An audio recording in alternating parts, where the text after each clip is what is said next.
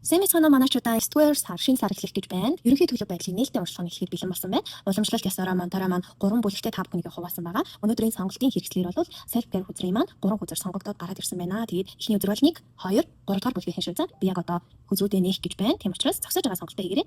За тэгвэл 1-р группийн маань энэ 9 сар ямар байх вэ? Connect with the earth. За ерөнхийдөө бол байгаль их дэлхийтэйгээ холбоотой байхыг сануулж байна. Холбогдороо гэж бас таньжуулж байна. Холбогдсон ийм сар болохоор байна. Тэгэхээр энэ маань бол урлагийн амьдрал дээр бол аялал, зугаалга тий байж болно, томилолт байж болно, хөдөө гадаа явах байж болно шүү. За нөгөө талаараа болохоор илүү нөгөө газардуулахтай аливаа зүйлийг илүү бодтойгоор мэдрэх ийм сар болохоор харагдаж байна. Нөгөө талаараа бол нэлээд иш тийшээ аялсан, томилогдсон, зугаалсан ийм сар болохоор байна. За тэгвэл 2 дахь группийн маань meditate өдөр гарч ирсэн байна. Тэгэхээр манай 2 дахь бүлгийн маань энэ 9 сард бол илүү амар амгалан, амарлангүй, дотоод дуу хоолойгоо сонссон, зүүн совингоо сайжруулсан, дотоод хүүхдтэйгээ ярилцсан, ойлголцсон, олон хэмжээсээр аялсан, илүү амар амгалан гэрхэмсэн ийм сар болохоор байна шүү.